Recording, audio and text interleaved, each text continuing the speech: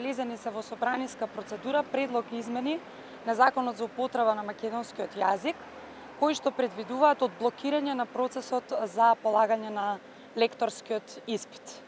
Поради самоволието на претходната власт, предводена од ВМРО-ДПМН, со неспроведливи законски измени, Република Македонија од 2013 година до денес нема издадено лиценца за лектор, што предизвикува огромна штета врз заштитата и унапредувањето на македонскиот литературен стандарден јазик и неговото кирилско писмо.